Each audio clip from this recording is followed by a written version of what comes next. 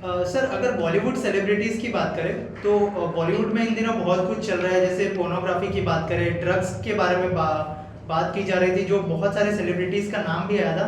तो आपको लगता है कि ये सेलिब्रिटीज़ जो लोगों को इंस्पायर करते हैं, अगर उनके बारे में ऐसा लोगों को पता चलता है तो ये भी एक गलत इम्पैक्ट मतलब क्रिएट करता है लोगों पर, उनके फैंस पर, और जो भी ऑडियंस उनको फॉलो करती है या फिर देखती है? Sir, before we blame the celebrity so called, we should ask the question कि हमें क्या इतना आकर्षित लगता है इन लोग को देख के।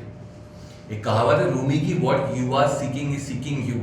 आज जब भी हम इनकी कोई भी खबर सुनते हैं, ड्रग्स की, नशे की, रोमांस की, सेक्स की, हमको क्यों मजा आ रहा है?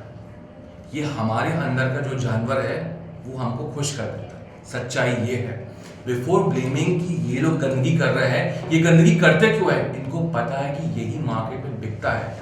फॉर एग्जाम्पल, अगर राज कुंद्रा ने बोला है, ये अभी जो मैंने देखा कहीं स्टेटमेंट, कि ये फ्यूचर है, पॉर्न जो है, लाइव पॉर्न जो है वो इंडिया का फ्यूचर है, तो वो आदमी इतना पागल नहीं होगा।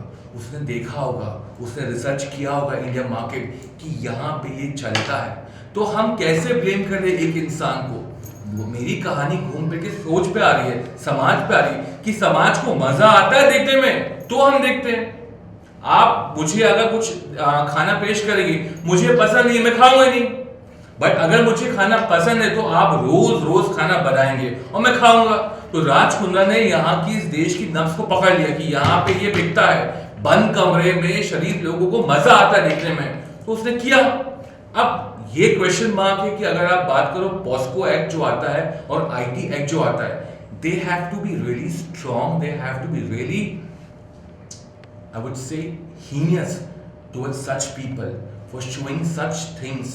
आज भी आप देखो, नेटफ्लिक्स हो गया, अमेजॉन हो गया, जितनी भी सीरीज आती है वहां पे सब में गंदगी हो रही है। वो सॉफ्ट पॉर्न की तरह परोसा जा रहा है। तो क्या हो गया?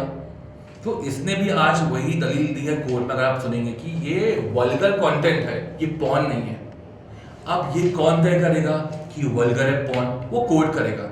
लेकिन अगेन, यहाँ पे ये कंटेंट क्यों बन रहा है, ये आप और मैं तय करेंगे। ये क्वेश्चन मार्क आप और मैं पूछेंगे, ये सोच आप और मैं करेंगे कि ये कंटेंट इतना आसानी से क्यों जा रहा है। कोई भी इंसान, डायरेक्टर अगर पैसा लगाता है तो वो सोच के पीछे लगाता है कि यार ये चलता है मार्केट में। तो India again is suppose to be a very regressive society right now, जहां पे सेक्स बिक रहा है, ड्रग्स बिकता है।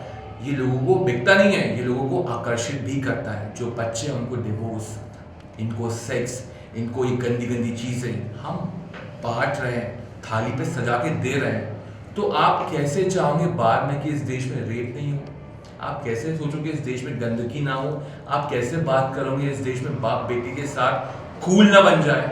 सर, ये देश जो है, आज भी हम कितना भी आगे बढ़ जाए, ये देश आज भी मर्यादा का ही देश है, जहां बाप अपने बेटे से आंख मिला के बात नहीं करता है। वो शर्म है, वो इज्जत है, वो डर नहीं है। तो जिस देश का इतिहास ऐसा रहा है, उस देश को आप इस तरह से चेंज करेंगे तो रेपरकशन तो ऐसे ही मिलेंगे। और उसके बाद अगेन हम लोग फॉलो करते क्यों हैं? ये लोग का काम ये है, इनको हमने बनाया है। जब हम वो क्वेश्चन मार्क को रोक देंगे तो क्या पॉर्न हो, क्या साइट हो, वो बंद हो जाएगी। तो ये बोथ पे कनेक्शन है।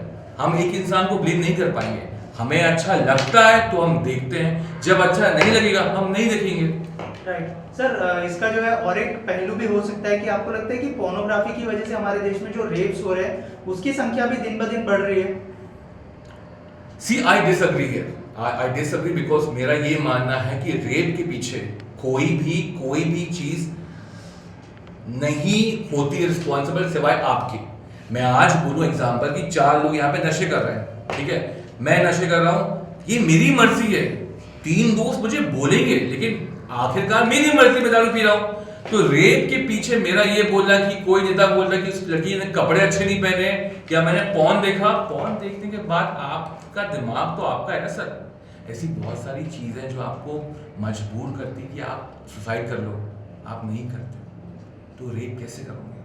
कुछ चीज देख के आप रेप कर दोगे? नहीं, वो पॉसिबल ही नहीं। रेप होता है आपकी मानसिकता से, रेप होता है आपके दिमाग से, रेप होता है आपकी हीन भावना से, रेप होता है जब आपको बहुत रिजेक्शन मिला है लोगों से, तो वो जो खुन्नक होती है, जो गुस्सा होता है, वो आप निकालते हो एक बंदी पे जो कि मासूम होती है, जिसको हम रेप का नाम देते हैं। तो रेप के पीछे कोई भी ये चीज़ तो बिल्कुल आती नहीं है। रेप के पीछे आपकी सोच होती है, एक गंदी सोच होती है आपकी। और माँ बाप भी इसमें ब्लेम नहीं करूँगा मैं। कई लोग को मैंने देखा है कोर्ट में जिनके माँ बाप बहुत शरीफ थे, उनके बच्चों ने ये किया। सो वी कांट से कि अपब्रिंगिंग भी ऐसी हुई है। क्या होता है, एक टाइम के बाद एक इंसान जो होता है वो होता है इंडिविजुअल। उसके माँ बाप को नहीं पता कि वो क्या कर रहा है, उसकी संगति क्या है, उसकी जर्नी क्या है, वो शाम को कहाँ बैठता है, किसके साथ बैठता है, उसके दिमाग में क्या चल रहा है। तो ये ओनर्स जो है उस इंसान को ही हमको देना चाहिए जिसने ये काम किया है। राइट। और राज कुंद्रा केस की अगर हम बात करें तो उसमें शिल्पा शेट्टी को भी बहुत ज़्यादा ट्रोल किया जा रहा है, तो वो कितने हद तक सही है? सर सही है ना। जब आप अपने पति को एंडोर्स करते हो, आप उसको प्रमोट करते हो, तो आपको it can't be one way. अगर आपको चाहिए है पब्लिसिटी तो आपको फिर वहां पे दूसरे एंड पे गालियां खाने के लिए भी आपको तैयार रहना चाहिए। ऐसा नहीं हो पाएगा कि मेरा हस्बैंड जो है सिर्फ अच्छी बातों के लिए रखा है मैंने, आपने उसको सुबह शाम प्रमोट किया है, आपका चलता है जो भी प्लेटफॉर्म में आप जिस तरह प्रमोट करते हो उसको। तो अगर आप प्रमोट कर रहे हो and if you are a part of a limelight, you have to take the trolls. You cannot say it's not justified. इस समय आप अपना कार्ड चेंज नहीं करोगे and you can't be नहीं ये क्या हो रहा है, मैं मजबूर हूँ, नहीं।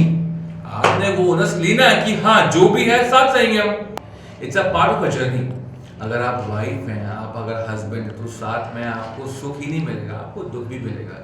तो दुख को आप ट्रोलर्स का नाम नहीं देंगे। अगर अभी कुछ हुआ है तो आप लोग एकदम से अपना स्टैंड क्यों चेंज करते हो? जब आपको लाइक्स आते हैं, आपको स्पॉन्सर्स मिलते हैं, तब तो आप बोलते नहीं हाय मैं ही क्यों। जैसे आप पे कोई क्वेश्चन मार्क करता है, एलिगेशन करता है, कमेंट्स करता है, तो आप अपना पूरा बिहेवियर चेंज करते हो। आप बोलते हो मुझको ट्रोल कर रहे हैं, तो ये हिपोक्रेसी है, आपको चेंज करना पड़ेगा। अगर पब्लिक फोरम में है तो आपको सब कुछ लेने की शक्ति होनी चाहिए, अच्छाई भी बुराई भी, ट्रोल्स भी, लाइक भी, तारीफ भी, बुराई भी, वो आपको it's a part of a journey. इसमें कोई भी रॉन्ग बात नहीं है। मुझे अगर हक है, आपसे प्यार है, तो मैं अच्छा भी बोलता हूँ, तो मुझे हक है, मैं खराब भी बोलूँगा, और आपको लेना चाहिए।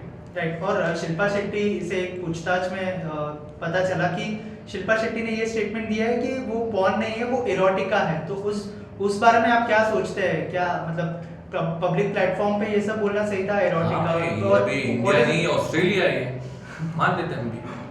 So, वो पूरी बात है सर सोच की। मेरे लिए ये अच्छी बात नहीं है। वो तो वही है, in the I of court I me my self, मैंने ये देखा, आपने वो देखा नहीं, वो बात हम अलग रखते हैं। लेकिन एक अगेन हम बात करते हैं, एक कहावत है, when you are in Rome you behave like Romans. ठीक है, तो वही जिस देश में आप रहते हो, जिस समाज में आप रहते हो, आपको वहाँ की मर्यादा जो है आपको समझ में आती है। आज आप ये बोल के अपने आप को बचा नहीं पाएंगे कि ये इरोटिक है, ये पॉर्न नहीं है। ठीक है, अगर पॉर्न होती नहीं तो आप पे क्राइम ब्रांच पागल नहीं जो आपको एलिगेशन लगाता 2G का 3G का सबका, तो वो आपको समझना पड़ेगा। खैर वो आपका तरीका अपने आप को बचाने का, अपनी सोच को छुपाने का, मगर कहीं ना कहीं you have been promoting, your husband has been promoting something which was not admissible, something which was not permissible by the government of India। तभी ये कांड हो रहा है, ये तो आपको समझना पड़ेगा। बिना एविडेंस के, बिना कोई क्राइम के कभी भी पुलिस आपको मजाक में उठाती नहीं है। दूसरी बात, जब आप सेलिब्रिटी हैं, आप पब्लिक फिगर है, पुलिस पे डबल प्रेशर होता है कि भाई एक भी काम करूंगा कल को रेपरकशन मुझ पे आएगा। तो आपके अगेंस्ट अगर कुछ भी एक्शन हुआ है तो कहीं ना कहीं दाल में कुछ तो काला है, ये आपको मानना पड़ेगा। आप ये बात से नहीं अपने आप को बचा सकते कि वो इरोटिक है। इरोटिक तो अभी आपकी आंखें भी मैं बोलूँ तो आप मानेंगी क्या? नहीं ना। तो कहानी सर वही अपने आप को छुपाने के लिए वो अपना तर्क देते हैं, विच इज़ वेरी नॉर्मल।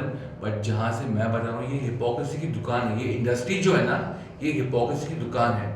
इनको लत लग गई है नशे की, पैसे की और फेम की, और इसके लिए लोग कुछ भी करेंगे, किस हद तक भी जाएंगे, और बाकी आप लोग तो हैं ही इनको प्रमोट करने के लिए, तो वो हो ही जाता है।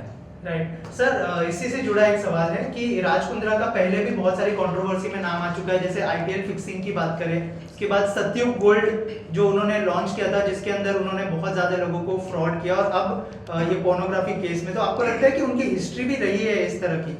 तो इस पे अगर आप पूछते सवाल तो शिल्पा जी का आता है कि मेरे हस्बैंड राम है, राम भी तो वनवास गए थे, तो वो इस बात को वनवास से कंपेयर करेंगे। लेकिन आप अगर उनकी जर्नी देखो ना, very serious note, he has been a part of many heinous crime, चाहे वो आईपीएल कांड हो, सट्टाबाजी हो या ड्रग्स का हो दुबई में। तो जब आपकी जर्नी रही है, आप बहुत सारे केसेस में इन्वॉल्व रहे हो, it raises eyebrow in your personality, वो क्वेश्चन मार्क आना लाजमी है। तो आपको अपने गिरबान में झांक के भी देखना होगा कि आप कहाँ स्टैंड करते हो, आप क्या हरकतें करते हो, आपका धंधा क्या है, किस तरह से आप अपने आप को कॉन्डक्ट करते हो, वो भी सर क्वेश्चन मार्क में है। आप हर बार ये बात से अपने आप को छुपा नहीं पाएंगे। तो कहीं ना कहीं I am sure the legal fraternity is behind Raj Kundra, and I'm sure crime branch will come to a conclusion very strongly.